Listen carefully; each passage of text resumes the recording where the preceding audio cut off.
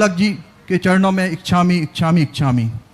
महाराज जी, एक शब्द है निरोग। निरोग का अर्थ होता है रोग से रहित होना, और दूसरा शब्द है स्वास्थ्य। स्वस्थ यानी स्वयं में स्थित होना।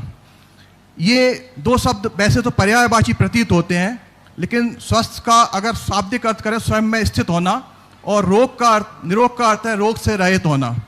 कभी कभी कई असाध्य रोग आ जाते हैं, और जब रोग रहित होने की कोई आशा ही नहीं रहती, और ऐसे समय भी संलेखना समाधि लेने की भावना होती है, तो उस समय स्वस्थ रहना बहुत आवश्यक है।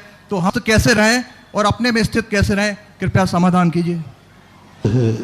ये स्वयं में स्थित होने से बना है, और रोग शब्द है वो शरीर के आश्रित होता है। तो जो रोग आता है निप्रतिकार, उस समय व्यक्ति अपने आप के मन को, अपने वचन को, अपने ज्ञान को स्वस्थ रख लेता है। यानी वो ये सोचता है कि जो रोग है वो शरीर को है, आत्मा को नहीं। मर रहा है शरीर, छूट रहा है, आत्मा नहीं छूट रही। इस प्रकार का जो चिंतन होता है भेद विज्ञान का, संलेखना बातों बातों में नहीं होती। कई लोग आते, महाराज हमें आशीर्वाद, हमारी संलेखना हो जाए, और अभी रात का भोजन छोड़ा, पानी छोड़ा नहीं है, अभी मोह माया जाल छोड़ा नहीं है, अभी सोना चांदी छोड़ा नहीं है, अभी व्यापार धंधा छोड़ा नहीं है।